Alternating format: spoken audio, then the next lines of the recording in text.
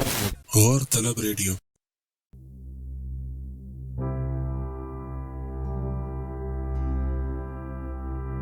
निहाल सिंह को बहुत ही उलझन हो रही थी। स्याह सफेद और मैली मूंछों का एक गुच्छा अपने मुंह में चूसते हुए वो बराबर 2-2.5 घंटे से अपने जवान बेटे बहादुर की बाबत सोच रहा था। निहाल सिंह की अधीर मगर तेज आंखों के सामने वो खुला मैदान था, जिस पर वो बचपन में बरंटों से कबड्डी तक तमाम खेल खेल चुका था। किसी जमाने में वो गांव का सबसे निडर और जियाला जवान था। कमाद और मकई के खेतों में उसने कई हथेली मटियारों को कलाई के एक ही झटके से अपनी मर्जी का ताबे बनाया। थूक फेंकता तो 15 गज दूर जाके गिरती थी। क्या रंगीला सचीला जवान था। लहरिया पगड़ी बांधकर और हाथ में चुई लेकर जब मेले टेले को निकलता तो बड़े बूढ़े पुकार उठते। किसी को सुंदर जाट देखना हो तो सरदार निहाल सिंह को देख ले। सुंदर जाट तो डाकू था, बहुत बड़ा डाकू, जिसके गाने अभी तक लोगों की जबान पर थे। लेकिन निहाल सिंह डाकू नहीं था। उसकी जवानी में दरअसल करपान की सी तेजी थी। यही वजह है कि औरतें उस पर मरती थीं। हरनाम कौर का किस्सा तो अभी तक गांव में मशहूर था कि उसकी बिजली ने कैसे एक ही दफा सरदार निहाल सिंह को करीब करीब भस्म कर डाला था। निहाल सिंह ने हरनाम कौर के मुतालिक सोचा तो एक लहजे के लिए उसकी अधीड़ हड्डियों में बीती हुई जवानी कड़कड़ा उठी। क्या पतली चमक सीनार थी, छोटे छोटे लाल होंठ जिनको वो हर वक्त चूसती रहती। एक रोज जबकि बेरियों के बेर पके हुए थे, सरदार निहाल सिंह से उसकी मुठभेड़ हो गई। वो जमीन पर गिरे हुए बेर चुन रही थी और अपने छोटे छोटे लाल होंठ चूस रही थी। निहाल सिंह ने आवाजा कसा, किड़े यार दा तत्ता दूध पीता, सड़ गियां लाल बुलियां। हरनाम कौर ने पत्थर उठाया और तान कर उसको मारा। निहाल सिंह ने चोट की परवाह न की और आगे बढ़कर उसकी कलाई पकड़ ली, लेकिन वो बिजली की सी तेजी से मछली की तरह तड़पकर अलग हो गई और ये जा वो जा। निहाल सिंह को जैसे किसी ने चारों शाने चित कर दिया। शिकस्त का ये एहसास और भी ज्यादा हो गया जब ये बात सारे गांव में फैल गई। निहाल सिंह खामोश रहा। उसने दोस्तों दुश्मनों सबकी बातें सुनी पर जवाब न दिया। तीसरे रोज दूसरी बार उसकी मुठभेड़ गुरुद्वारा साहब से कुछ दूर बड़ की गहनी छांव में हुई। हरनाम कौर ईंट पर बैठी अपनी गुरगाबी की कीलें अंदर ठोंक रही थी। निहाल सिंह को पास देकर वो बदकी, फिर अब के उसकी कोई पेश न चली। शाम को जब लोगों ने निहाल सिंह को बहुत खुश ऊंचे सुरों में नी हरनाम खोरे और नारे गाते सुना तो उनको मालूम हो गया कौन सा किला सर हुआ है। लेकिन दूसरे रोज निहाल सिंह जना बिलजबर के इल्जाम में गिरफ्तार हुआ और थोड़ी सी मुकदमेबाजी के बाद उसे 6 साल की सजा हो गई। 6 साल के बजाय निहाल सिंह को 7.5 साल की कैद भुगतनी पड़ी, क्योंकि जेल में उसका 2 दफा झगड़ा हो गया था। लेकिन निहाल सिंह को उसकी कुछ परवाह न थी। कैद काट कर जब गांव रवाना हुआ और रेल की पटड़ी तय करके मुख्तलिफ पगडंडियों से होता हुआ गुरुद्वारे के पास से गुजरकर बड़ की दरख्त के करीब पहुंचा तो उसने क्या देखा कि हरनाम कौर खड़ी है। वो अपने होंठ चूस रही है। इससे बेशतर कि निहाल सिंह कुछ सोचने या कहने पाए, वो आगे बढ़ी और उसकी चौड़ी छाती के साथ चिमट गई। निहाल सिंह ने उसको अपनी गोद में उठा लिया और गांव के बजाय किसी दूसरी तरफ चल दिया। हरनाम कौर ने पूछा, कहाँ जा रहे हो? निहाल सिंह ने नारा लगाया, जो बोले सुने निहाल, सत श्री अकाल। दोनों खिलखिलाकर हंस पड़े। निहाल सिंह ने हरनाम कौर से शादी कर ली और 40 कोस के फासले पर दूसरे गांव में आबाद हो गया। यहाँ बड़ी मन्नतों से 6 बरस के बाद बहादुर पैदा हुआ और बैसाखी के रोज जबकि वो अभी पूरे 2.5 महीने का भी नहीं हुआ था, हरनाम कौर के माता निकली और वो मर गई। निहाल सिंह ने बहादुर की परवरिश अपनी बेवा बहन के सुपुर्द कर दी, जिसकी 4 लड़कियां थीं, छोटी छोटी। जब बहादुर 8 बरस का हुआ तो निहाल सिंह उसे अपने पास ले आया। 4 बरस हो चले थे कि बहादुर अपने बाप की निगरानी में था। शक्लो सूरत में वो बिल्कुल अपनी माँ जैसा था, उसी तरह दुबला पतला और नाजुक। कभी कभी अपने पतले पतले लाल होंठ चूसता तो निहाल सिंह अपनी आंखें बंद कर लेता। निहाल सिंह को बहादुर से बहुत मोहब्बत थी। 4 बरस उसने बड़े चाव से नहलाया धुलाया हर रोज दही से खुद उसके केस धोता, उसे खिलाता, बाहर सैर के लिए ले जाता, कहानियां सुनाता, वर्जिश कराता, मगर बहादुर को इन चीजों से कोई रग़बत ना थी। वो हमेशा उदास रहता। निहाल सिंह ने सोचा इतनी देर अपनी फूफी के पास जो रहा है इसलिए उदास है। चुनांचा फिर उसको अपनी बहन के पास भेज दिया और खुद फौज में भर्ती होकर लाम पर चला गया। 4 बरस और गुजर गए। लड़ाई बंद हुई और निहाल सिंह जब वापस आया तो वो 50 बरस के बजाय 60-62 बरस का लगता था, इसलिए कि उसने जापानियों की कैद में ऐसे दुख झेले थे कि सुनकर आदमी के रोंगटे खड़े होते थे। अब बहादुर की उम्र निहाल सिंह के हिसाब के मुताबिक 16 के लगभग थी, मगर वो बिल्कुल वैसा ही था जैसा 4 बरस पहले था, दुबला पतला लेकिन खूबसूरत। निहाल सिंह ने सोचा कि उसकी बहन ने बहादुर की परवरिश दिल से नहीं की। अपनी 4 लड़कियों का ध्यान रखा जो बछड़ियों की तरह हर वक्त आंगन में कतकड़े लगाती रहती हैं। चुनांचा झगड़ा हुआ और वो बहादुर को वहां से अपने गांव ले गया। लाम पर जाने से उसके खेत खलियान और घर बार का सत्यानाश हो गया था। चुनांचा सबसे पहले निहाल सिंह ने उधर ध्यान दिया और बहुत ही थोड़े अरसे में सब ठीक ठाक कर लिया। उसके बाद उसने बहादुर की तरफ तवज्जो दी, उसके लिए एक बूरी भैंस खरीदी, मगर निहाल सिंह को इस बात का दुख ही रहा कि बहादुर को दूध, दही, मक्खन से कोई दिलचस्पी नहीं थी। जाने कैसी ऊट-पटांग चीजें उसे भाती थीं। कई दफा निहाल सिंह को गुस्सा आया मगर वो पी गया, इसलिए कि उसे अपने बेटे से बेइंतहा मोहब्बत थी। हालांकि बहादुर की परवरिश ज्यादातर उसकी फूफी ने की थी, मगर उसकी बिगड़ी हुई आदतें देखकर लोग यही कहते थे कि निहाल सिंह के लाड प्यार ने उसे खराब किया है, और यही वजह है कि वो अपने हम उम्र नौजवानों की तरह मेहनत मशक्कत नहीं करता। गो निहाल सिंह की हरगिज ख्वाहिश नहीं थी कि उसका लड़का मजदूरों की तरह खेतों में काम करे और सुबह से लेकर दिन ढले तक हल चलाए। वाह गुरुजी की कृपा से उसके पास बहुत कुछ था, जिनसे काफी आमदनी हो जाती थी। सरकार से जो अब पेंशन मिल रही थी वो अलग थी, लेकिन फिर भी उसकी ख्वाहिश थी कि बहादुर कुछ करे। क्या? ये निहाल सिंह नहीं बता सकता था। चुनांचा कई बार उसने सोचा कि वो बहादुर से क्या चाहता है, मगर हर बार बजाय उसके कि उससे कोई तसल्ली बख्श जवाब मिलता, उसकी बीती हुई जवानी के दिन एक एक करके उसकी आंखों के सामने आने लगते और वो बहादुर को भूलकर उस गुजरे हुए जमाने की यादों में खो जाता। लाम से आए निहाल सिंह को 2 बरस हो चले थे। बहादुर की उम्र अब 18 के लगभग थी। 18 बरस का मतलब यह है कि भरपूर जवानी। निहाल सिंह जब ये सोचता तो झुंझला जाता। चुनांचे ऐसे वक्तों में उसने अपना सर झटक कर बहादुर को डांटा। नाम तेरा मैंने बहादुर रखा है, कभी बहादुरी तो दिखा, और बहादुर होठ चूस कर मुस्कुरा देता। निहाल सिंह ने एक दफा सोचा कि बहादुर की शादी कर दे। चुनांचा उसने इधर उधर कई लड़कियां देखी, अपने दोस्तों से बातचीत भी की, मगर जब उसे जवानी याद आई तो उसने फैसला कर लिया कि नहीं, बहादुर मेरी तरह अपनी शादी आप करेगा। कब करेगा ये उसको मालूम नहीं था, इसलिए कि बहादुर में अभी तक उसने वो चमक नहीं देखी थी जिससे वो अंदाजा लगाता कि उसकी जवानी किस मरहले में है। लेकिन बहादुर खूबसूरत था। सुंदर जाट नहीं था, लेकिन सुंदर जरूर था। बड़ी बड़ी काली आंखें, पतले पतले लाल होंठ, सतवा नाक, पतली कमर, काले भंवरा ऐसे केस, मगर बाल बहुत ही महीन।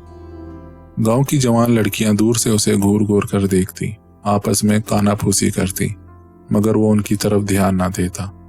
बहुत सोच विचार के बाद निहाल सिंह इस नतीजे पर पहुंचा, शायद बहादुर को ये तमाम लड़कियां पसंद नहीं, और ये ख्याल आते ही उसकी आंखों के सामने हरनाम कौर की तस्वीर आ गई। बहुत देर तक वो उसे देखता रहा। उसके बाद उसको हटाकर उसने गांव की लड़कियां ली। एक एक करके वो उन तमाम को अपनी आंखों के सामने लाया, मगर हरनाम कौर के मुकाबले में कोई भी पूरी ना उतरी। निहाल सिंह की आंखें तमतमा उठी। बहादुर मेरा बेटा है, ऐसी देसियों की तरफ तो आंख उठाकर भी नहीं देखेगा। दिन गुजरते गए। बेरियों के बेर कई दफा पके, मकई के बूटे खेतों में कई दफा निहाल सिंह के कद के बराबर जवान हुए। कई सावन आए, मगर बहादुर की यारी किसी के साथ ना लगी और निहाल सिंह की उलझन फिर बढ़ने लगी। थक हार कर निहाल सिंह दिल में एक आखिरी फैसला करके बहादुर की शादी के मुताल्लिक सोच ही रहा था कि एक गड़बड़ शुरू हो गई। भांत भांत की खबरें गांव में दौड़ने लगी। कोई कहता अंग्रेज जा रहा है, कोई कहता रूसियों का राज आने वाला है। एक खबर लाता कि कांग्रेस जीत गई है, दूसरा कहता नहीं, रेडियो में आया है कि मुल्क बट जाएगा। जितने मुंह उतनी बातें। निहाल सिंह का तो दिमाग चक्कर आ गया। उसे उन खबरों से कोई दिलचस्पी नहीं थी। सच पूछिए तो उसे उस जंग से भी कोई दिलचस्पी नहीं थी जिसमें वो पूरे 4 बरस शामिल रहा था। वो चाहता था कि आराम से बहादुर की शादी हो जाए और घर में उसकी बहू आ जाए। लेकिन एकदम जाने क्या हुआ, खबर आई कि मुल्क बट गया है, हिंदू मुसलमान अलग अलग हो गए हैं। बस फिर क्या था, चारों तरफ भगदड़ सी मच गई। चल चलाओ शुरू हो गया और फिर सुनने में आया कि हजारों की तादाद में लोग मारे जा रहे हैं, सैकड़ों लड़कियां अगवा की जा रही हैं, लाखों का माल लूटा जा रहा है। कुछ दिन गुजर गए तो पक्की सड़क पर काफलों का आना जाना शुरू हुआ। गांव वालों को जब मालूम हुआ तो मेले का समा पैदा हो गया। लोग 100-100, 200-200 की टोलियां बनाकर जाते। जब लौटते तो उनके साथ कई चीजें होती, गाय, भैंसे, बकरियां, घोड़े, ट्रंक, बिस्तर और जवान लड़कियां। कई दिनों से ये सिलसिला जारी था। गांव का हर नौजवान कोई ना कोई कारनामा दिखा चुका था। हत्ता के मुखिया का नाटा और कुबड़ा लड़का वरयाम सिंह भी। उसकी पीठ पर बड़ा कोहान था, टांगें टेढ़ी थी। मगर ये भी 4 रोज हुए। पक्की सड़क से गुजरने वाले एक काफले पर हमला करके एक नौजवान लड़की उठा लाया था। निहाल सिंह ने उस लड़की को अपनी आंखों से देखा था। खूबसूरत थी, बहुत ही खूबसूरत थी। लेकिन निहाल सिंह ने सोचा था कि हर नाम को और जितनी खूबसूरत नहीं है। गांव में कई दिनों से खूब चहल पहल थी। चारों तरफ जवान शराब के नशे में धुत बोलियां गाते फिरते थे। कोई लड़की भागकर निकलती तो सब उसके पीछे शोर मचाते दौड़ते। कभी लूटे हुए माल पर झगड़ा हो जाता तो नौबत मरने मारने पर आ जाती। चीख पुकार तो हर घड़ी सुनाई देती थी। गर्ज ये कि बड़ा मजेदार हंगामा था, लेकिन बहादुर खामोश घर में बैठा रहता। शुरू में तो निहाल सिंह बहादुर की उस खामोशी के मुतालिक बिल्कुल गाफिल रहा। लेकिन जब हंगामा और ज्यादा बढ़ गया और लोगों ने मजाकिया लहजे में उससे कहना शुरू किया, क्यों सरदार निहाल सिंह, तेरे बहादुर ने सुना है बड़ी बहादुरियां दिखाई हैं, तो वो पानी पानी हो गया।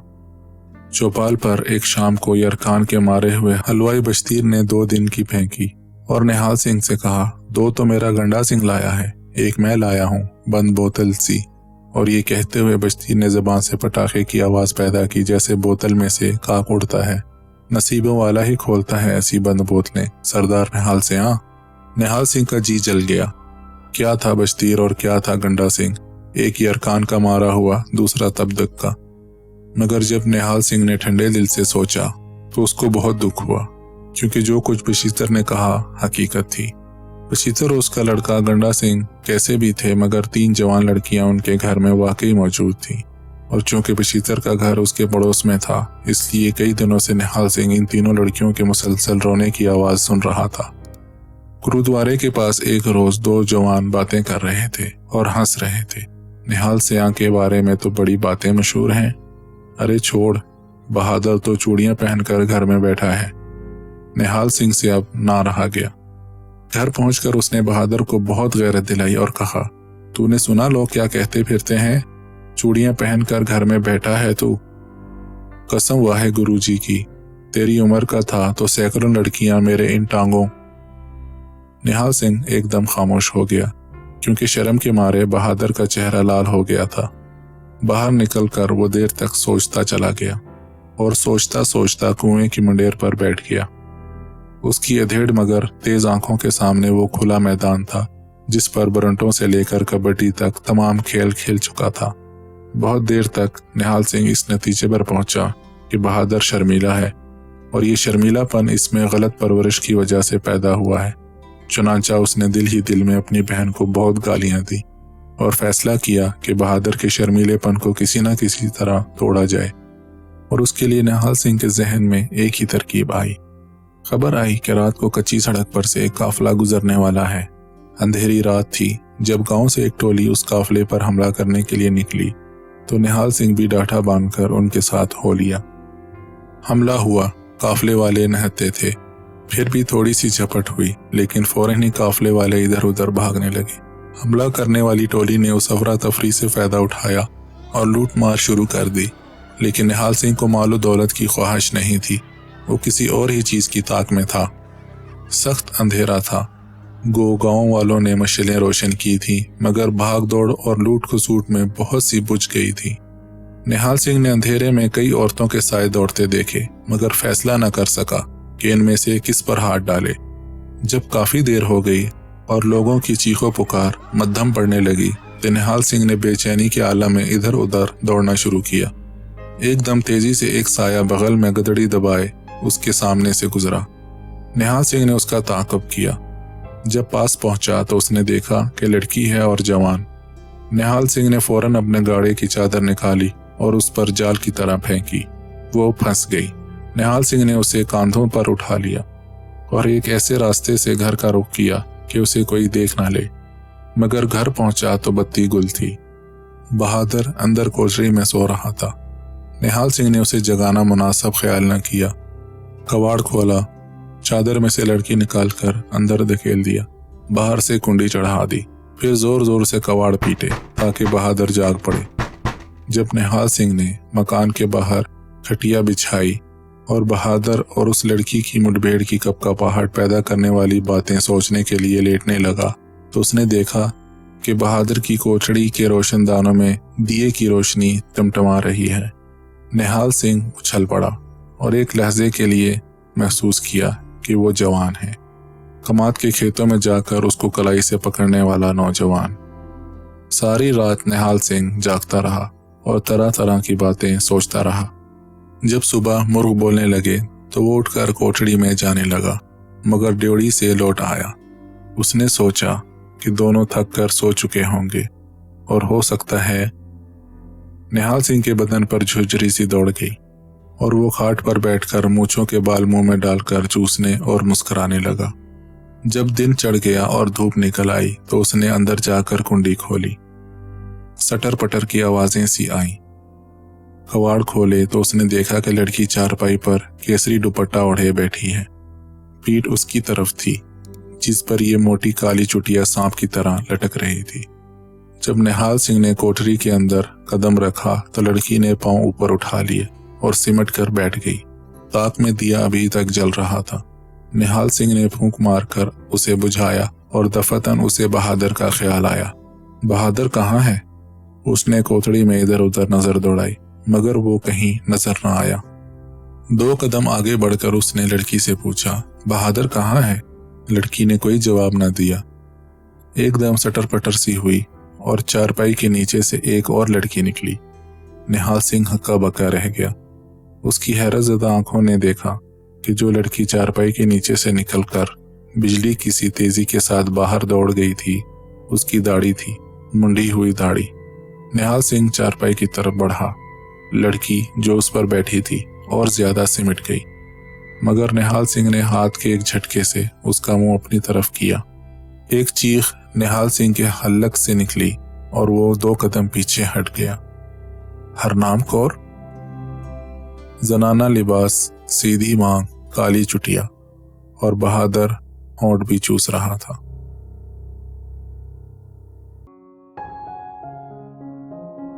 प्यारे सामीन, जिंदगी की इस तेज रफ्तारी में, रोजमर्रा की मसरूफियात में, जहां बहुत कुछ हमसे दूर हुआ, वहां किताबों का मुताला भी कहीं दूर रह गया है। इसी ज़रूरत के पेश नज़र इस चैनल पर आपकी उस तलब को पूरी करने की कोशिश की गई है। उम्मीद है आप पसंद फरमाएंगे। बराए करम इस चैनल को सब्सक्राइब करें, वीडियोस को लाइक करें और अपने प्यारों से शेयर करें।